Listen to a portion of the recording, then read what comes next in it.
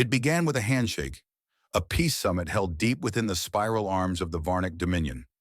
Neutral ground, carefully chosen, heavily monitored. The Varnic had extended the invitation.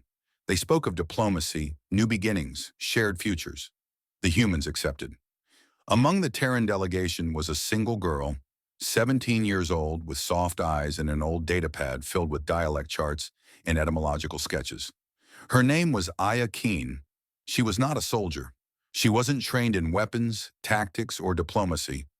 She was a linguistics envoy, assigned not to negotiate, but to listen, to study the way Varnac tones shifted between sentences, to understand how laughter translated, to learn their names. She smiled when she met them. They didn't smile back.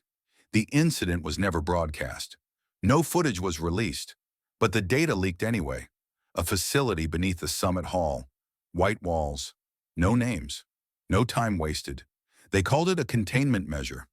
Aya was taken quietly during a recess. No alarms, no struggle. Her translator earpiece was found crushed, one hallway over.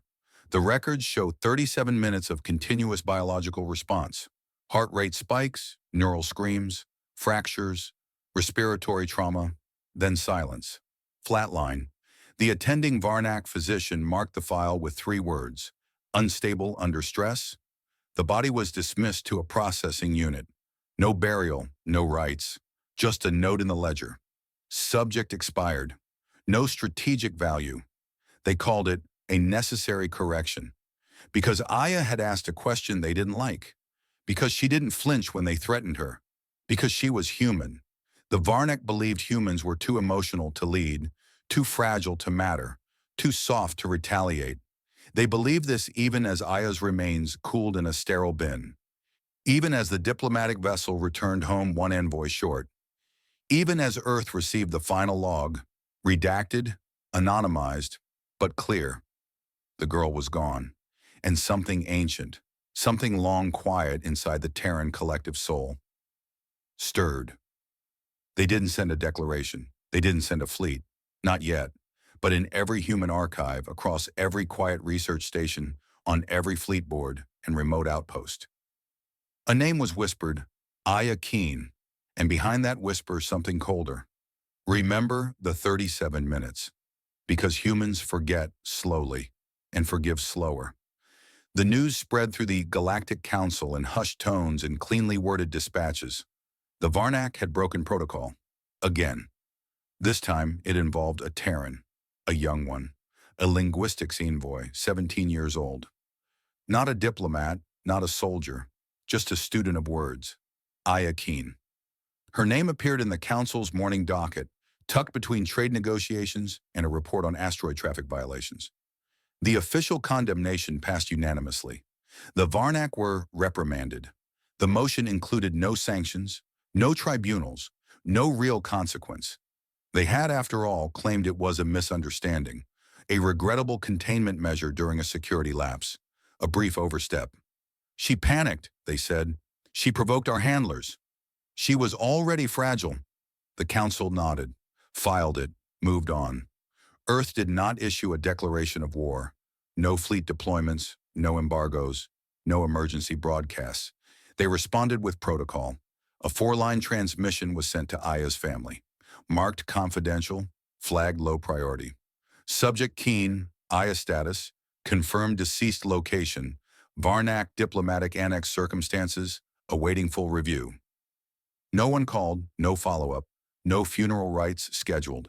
It was a hollow thing, the kind of death meant to be lost in footnotes. The Varnac, meanwhile, laughed. In private channels and war rooms, they ridiculed the Terran restraint. Fragile species, one general muttered. Overbred poets, said another. They'll mourn, write a song, and move on. One less idealist among beasts.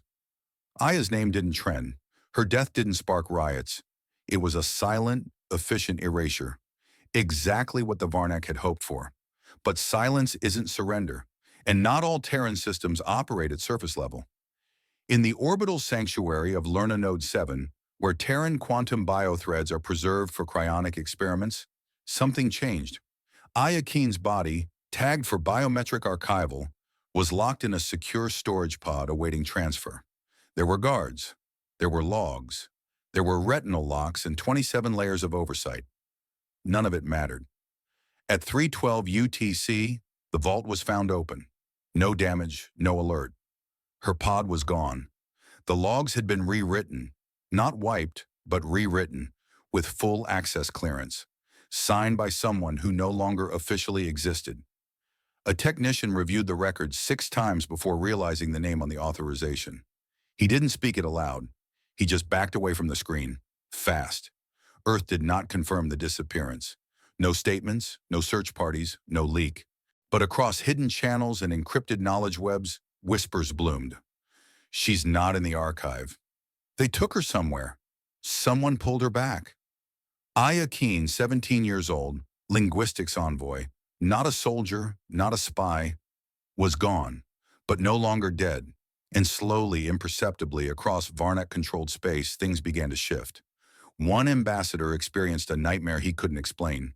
A translator AI malfunctioned while parsing Earth idioms and whispered Aya's name before collapsing. A child born on a Varnak colony drew a symbol in the sand, identical to Aya's pendant, which was never made public. Statistical anomalies, meaningless signs, unless you knew where to look. Unless you understood one core, Terran truth. They do not shout when angered. They do not rush when wounded. They watch. They listen. And when the time is right, they respond. Not like soldiers, like something else. Something colder than vengeance, and far more patient. It began 37 minutes after the moment she died, to the second. Across every floor of the Varnak Dominion's primary military research station, sensors flickered. Diagnostics looped. Heat signatures trembled. Just outside the range of pattern recognition, then came a heartbeat. Singular, unmistakable, human, but wrong. It pulsed once every 8 seconds. Slow, seismic, echoing deeper than any organic pulse should reach. It registered on seismic equipment. It bent electromagnetic fields. Light bulbs dimmed, not from overload, but from refusal to remain near her. She was back, not transported, not revived. Just there, inside the autopsy bay. A technician entered first. He did not return. Footage recovered from his ocular implant showed him stepping across the threshold, calling out to verify a thermal spike. Static bled across the image. The lights flickered once. Then the camera tilted sharply as if his knees had given out. A single frame captured the impossible. Aya Keen, standing barefoot in the center of the room. Alive. Unchanged. Except for her eyes. They were no longer hazel. They were black, polished and reflective like obsidian, but somehow deeper. The kind of black that mirrored you back with too much honesty. The kind that made you forget your own name. She didn't blink. She didn't speak. She just watched. And as she watched, the screaming began. It started in the observation wing. 3 of her handlers were inside, reviewing neural dissection charts. One of them dropped their stylus mid-note, eyes wide, hands trembling. "She's watching me," he whispered, though there was no screen on. Another clutched at his throat, mouth opening too wide, as if choking on silence. The third turned to run and collapsed instantly. No contact, no energy discharge, no visible cause, just screaming. Primal, endless, raw with unprocessed memory. They screamed until their throats ruptured. No marks on their bodies, just trauma, deep and internal, like a soul trying to claw its way out. Aya hadn't moved. She stood still in the bay, head tilted slightly, as if listening. The Varnik sounded lockdown. Security drones converged, weapons charged. Gas dispensers triggered failsafes. They never reached her. Every system feeding into the autopsy chamber failed simultaneously, corrupted not by hacking, but by reversal. Data flowed backward. Code decompiled itself mid-execution. Targeting matrices turned to poetry. Aya stepped forward. One step. A single drone vaporized from within, its casing intact, its internals liquefied. She kept walking. Cameras captured her gait. Slow, calm, unbroken. As if she were pacing time itself. A psychic in the next sector, a Varnak empath on civilian rotation, was jolted awake by a dream of drowning in a language he didn't understand. The last thing he said before he bit through his own tongue was, "She isn't angry. She's remembering." Elsewhere on the station, a command officer reviewed her original death file. He pulled up her vitals, read the word flatline, and beneath it, something new appeared, rewriting itself in real time. Observed, Chertonchur's misunderstood status, Chertonchur's under revision. He blinked. The words had vanished. A second later, his bones shattered from the inside out. Aya did not run. She did not fight. She walked. Through walls that opened unasked. Through defenses that powered down on instinct. Her reflection trailed a second behind her movements, as if reality itself had to catch up to her presence. And in every corridor she passed through, someone screamed. Not because of pain, but because they understood. Too late. They saw her, not as vengeance, not as ghost, not even as resurrection, but as a question that should never have been asked, and now could never be unasked. Aya Keen was no longer just a girl. She was the silence that answers cruelty, and the scream that follows understanding. Varnick High Command called it a containment breach. Privately, they called it an omen. Publicly, they called it Echo Protocols, a high-clearance operation authorized across military channels. It was not a search. It was a purge. The standing order was unambiguous. Kill on sight, no detainment, no confirmation. The target was declared a post-biological psychological contagion. Not a girl, not even human anymore. Just an anomaly to be erased. They tracked her first to a weapons lab on Keprin 4. A plasma burn marked the floor in the shape of a spiral. No breach detected, no witnesses. But the logs showed a sudden silence in the main research wing. 6 staff entered. None spoke again. Medical found them seated in perfect alignment, facing a wall. Alive, eyes open, mute. Their neural patterns had been rewritten into recursive loops, repeating internal sentences they refused to share. All of them had cracked fingernails, from clawing their own ears. A destroyer-class cruiser caught a brief visual on her 10 hours later. She was in the lower hangar bay, standing beneath a disassembled fighter, barefoot again. Security flooded in. She looked at them, just looked, and one by one, they dropped their weapons, dropped to their knees, and whispered phrases that had never existed in their records. One Varnick commander, decorated 5 times for loyalty, stared into her eyes and said, "I left him. I let him burn. He begged me." Then he clawed his way into the bulkhead until his heart stopped. Aya never touched him. She never spoke. She simply reflected. Everywhere she went, the pattern repeated. They tried to seal the bases. She was already inside. They tried to vaporize her location. She was never there when the blast landed. They tried to contain her presence to a single sector.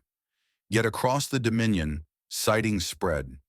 Different moons, same posture, same black eyes, same effect. What terrified the Varnack wasn't her resistance. It was her precision. She appeared only before the guilty. And guilt, they were learning, was a contagion. Commanders with secrets avoided mirrors. Soldiers refused to make eye contact with screens for fear she'd appear behind their reflections. Sleep cycles collapsed. Paranoia surged. The problem wasn't her body, it was what she reflected back. Survivors, if they could be called that, were consistent in one detail. They never described her voice, because they never heard one. They only described what they saw in her gaze. A Varnack biointerrogator called it an echo chamber of memory. He reported seeing his worst act, not as a replay, but as if it had just happened. Fresh, real, bleeding. He confessed. He begged for forgiveness, no one offered. He died 41 minutes later. No trauma, just collapse. His final words, "I said I was sorry." She never said anything back. The Dominion's military response turned inward, not to stop her, but to find the guilty. Entire units were placed under review. Internal purges began. Confession booths were deployed on dreadnoughts. It didn't help, because confession was no longer optional. She made them confess, and when they did, she left. Every time. One Varnack admiral demanded the use of psychic nullifiers, calling her a walking broadcast of moral failure. His staff found him the next morning in his command chair. smiling, dead. Scrawled on the wall behind him in his own blood was a single Terran word, reflected. Aya wasn't vengeance. She wasn't judgment. She was memory returning at the wrong time, which for the Varnak was now. The Terran archive is not a place. It's a presence, distributed across light years, encoded in black matter drift, embedded in molecules that defy spectrum analysis. Only a few know how to access it. Fewer still are cleared to ask it questions. But after Ayakine returned, unburned, unaged, unhuman, someone did. The query was simple. What is she? The archive paused. Then it answered with a project file not accessed in over a century. Project Lazarus status, failed classification, level 0, plus black site. Purpose, transquantum continuity of Terran cognition via resonance entanglement. Translation, bind the human soul to the universe itself and make it stay. Project Lazarus was born during the dust years, when Terran scientists knew extinction could come at any moment, from war, plague, entropy. So they sought a way to preserve not just memory, but identity. Not uploading consciousness into machines, not cloning minds, something deeper. Resonant continuity. They built quantum lattice fields designed to remember people the way gravity remembers planets, by curve, by presence, by emotional inertia. But it never worked. Test after test failed. Subjects either died permanently or dissolved into incoherent feedback. The fields refused to hold their shape. Entropy always won. The project was scrapped, buried, erased from public record. Until now. Ayakine was born 3 days before the final test cycle ended. That cycle was never meant to proceed, but someone, some quiet technician or rogue engineer, ran it anyway. Not to trap a soul, to seed one. The file showed a strange biometric anomaly in her infant scan. Her body was never fully synced to the planetary grid. Subtle deviations in temperature, disrupted biometric syncing, mildly unstable vitals that no doctor could explain. The official term was syntonic drift. She was, quietly, listed as a statistical outlier. But now the archive updated her status. Subject, Ayakine status, Lazarus positive activation. Trigger, harm-induced entropy inversion. Result, quantum reflex continuity. The Varnak hadn't just killed her. They'd opened a lock that Earth didn't even know it had built. They'd ruptured the barrier between memory and matter. They'd activated her. A private council report leaked hours later, citing new Terran movement across previously inactive listening posts. None deployed ships, none armed weapons, but everywhere encrypted signals flickered, as if waking up, as if remembering, not planning war, just watching. The Varnak didn't understand what they'd done, but Earth did.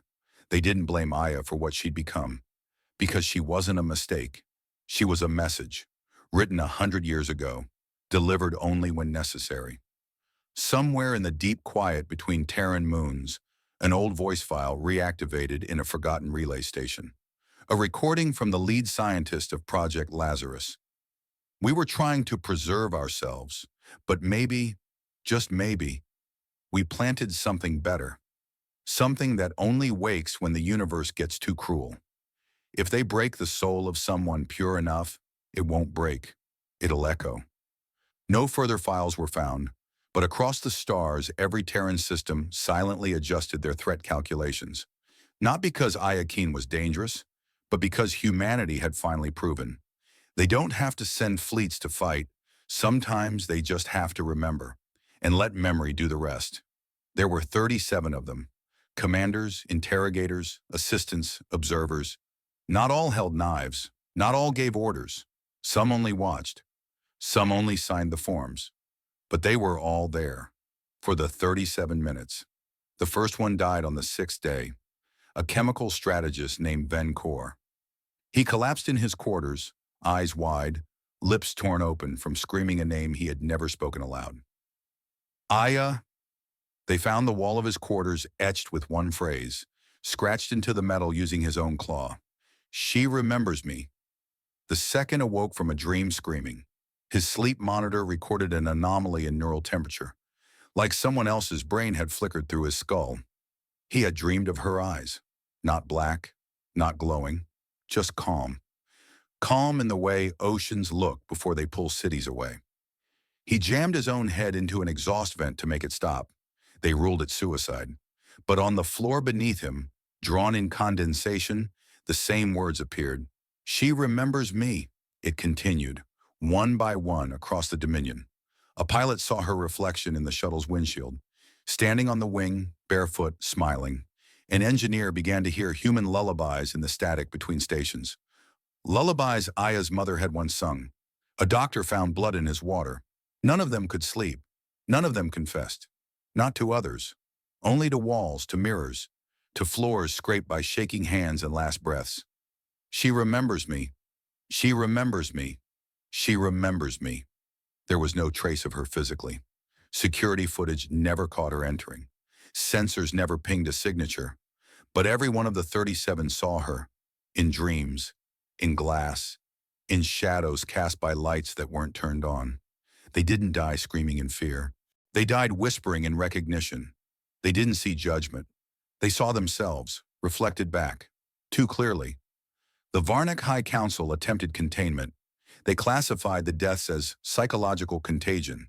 They called it delayed neural fracture syndrome. But they were lying to themselves. They knew. Every Varnack who touched the file felt it.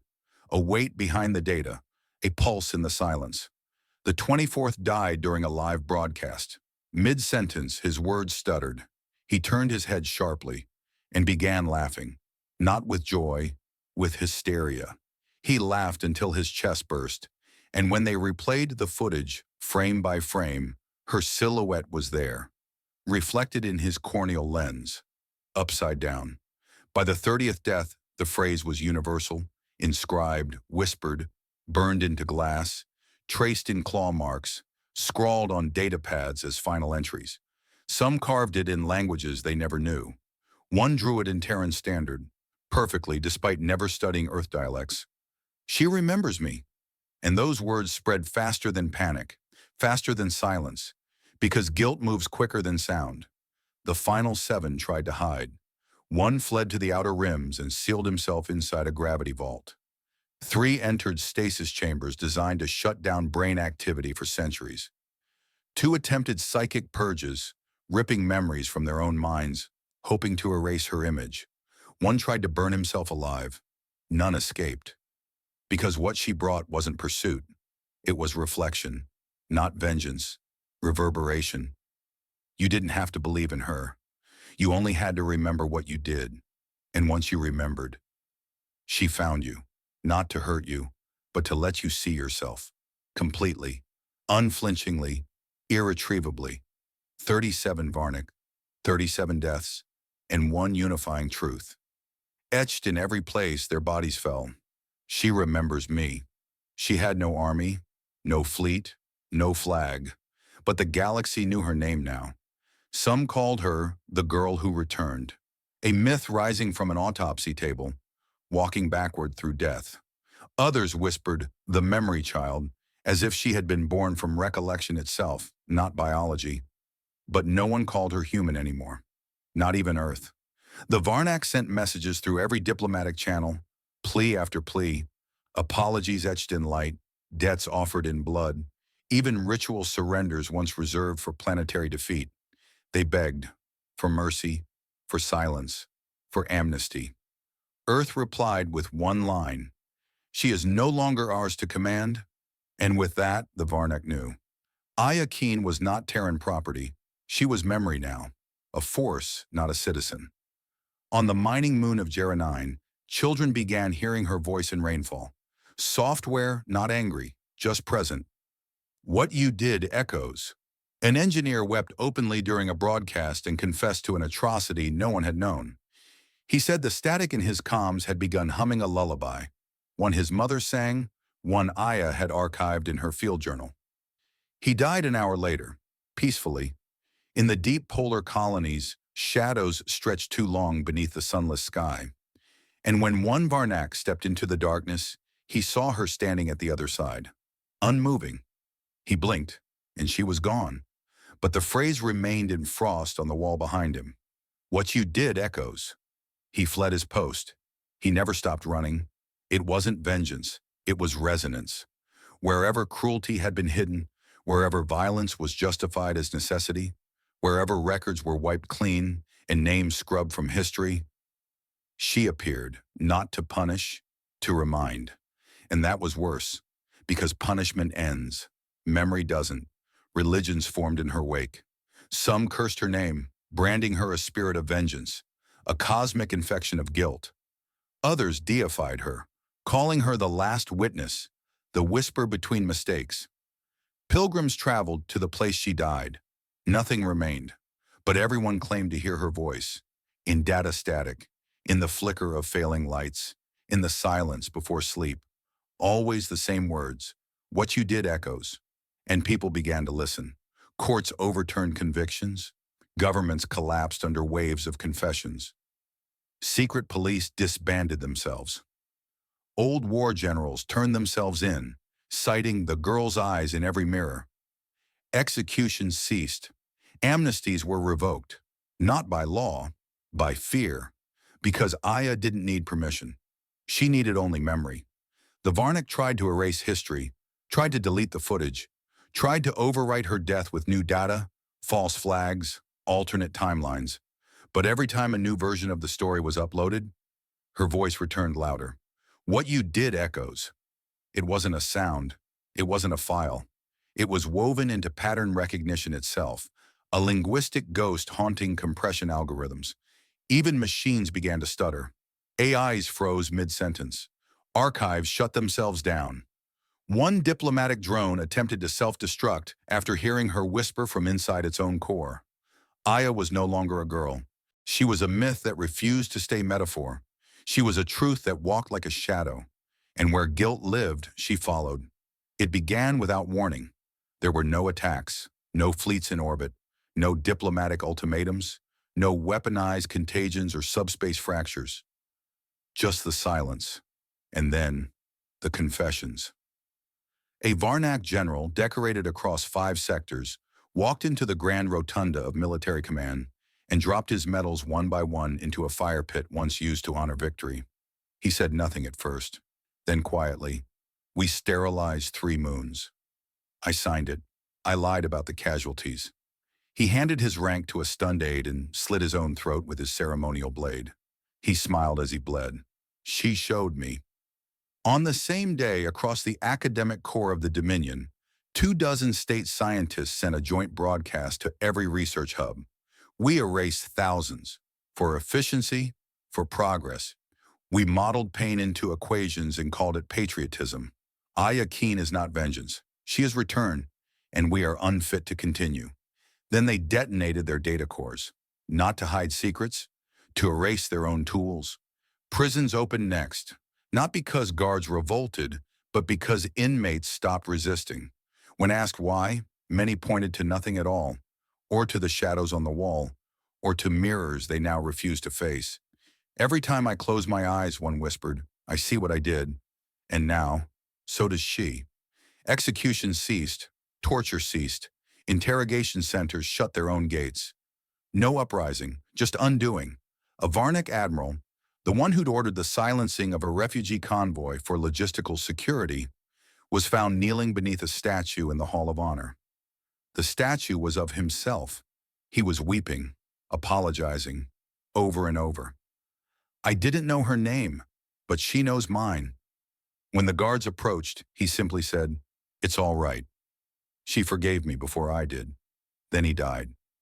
Heart stopped, peacefully, smiling. Entire planets began holding confession rites, not sanctioned by the state, sanctioned by memory. Hollow memorials appeared overnight with her name etched in every dialect. Aya Keen, the girl who returned. The reflection. Children were taught not just of her story, but of why she existed, not to be feared, but to remind. And for the first time in Varnak history, no leaders ordered the curriculum. It rose from the people, unstoppable, uncommanded, inevitable. Systems collapsed in sequence, not from attack, but from internal gravity. The weight of remembered crimes, of centuries of sanitizing the truth, of thinking no one was watching, but she had watched, and that watching had turned them inward, until they saw themselves fully, and broke. In the final days of the Dominion, the last functioning government node drafted one final transmission, a record, a truth, a surrender, not of war, but of narrative. We broke her, and she reminded us we were broken first. They signed it not with a seal, but with her name. And then, for the first time in 1,000 years, the Varnic Dominion went silent. No orders, no empire, no need, only memory. And the echo of a voice in static. What you did echoes. She is never seen again. No final transmission, no confirmed sighting, no name spoken aloud in official chambers. Aya Keen disappears like a storm after it has broken the sky, leaving only the hush behind. But the silence she leaves behind is not peace. It is memory, and memory lingers. Across the Varnic ruins, survivors emerge not as victors or victims, but as witnesses. They do not speak of conquest or surrender. They speak of mirrors, of lullabies, of the unbearable pressure of a gaze that asks no questions, only returned the ones they never dared ask themselves. Those who tried to forget her find they cannot. Her face appears in the spaces between thoughts, in the curl of fog, in the half-second before sleep, never cruel, never angry, just present and always watching. The first monument is erected not on Earth, but on a neutral station once used for prisoner exchange. It is not large. It carries no inscription, no grand design, just a smooth obsidian column with the silhouette of a girl etched in the center, hands clasped behind her back, hair drifting like she's standing in a quiet wind. Pilgrims gather not to worship, but to weep. They do not leave offerings. They leave memories. Small objects, a drawing, a child's toy, a diary, a worn pair of translation earpieces, identical to the ones she wore. The monument is not guarded, but no one defaces it, not out of respect, out of fear.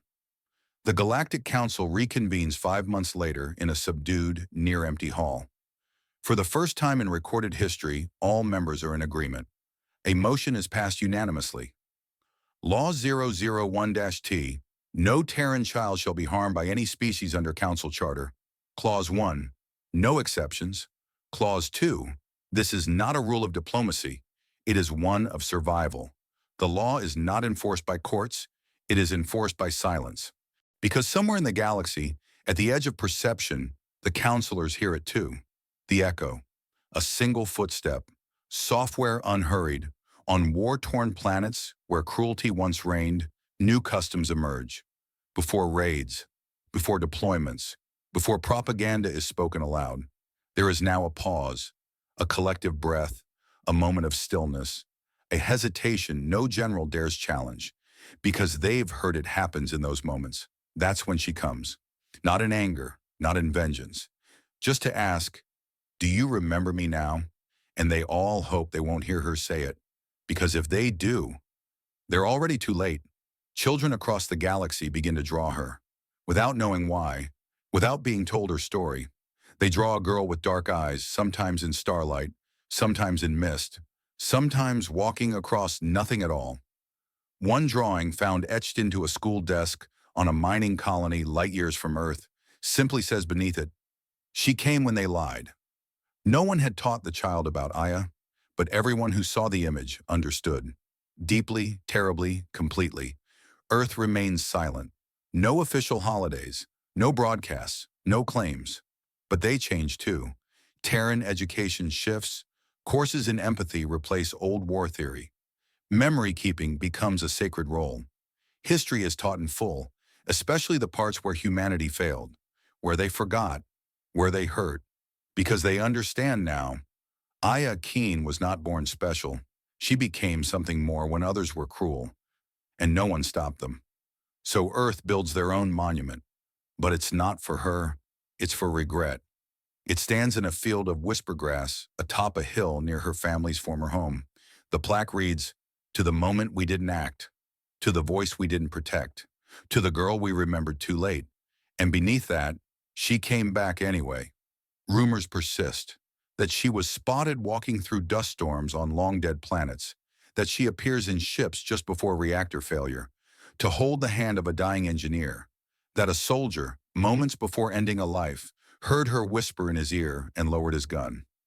None of these stories are confirmed, but no one doubts them either, because something changed, not in the stars, in the hearts of those who once thought power meant never having to say they were wrong. They know now, power is memory, and memory always comes back. In the silence that follows, the galaxy relearns how to listen, to see, to remember. They build no armies in her name, but they carve her story into stone, into song, into silence. And the echo of her presence becomes the quiet between tragedies, a pause before cruelty, a reflection before command. She is not a god, not a ghost, not a warning. She is a mirror. And the galaxy, for the first time in its long, blood-stained history, begins to look.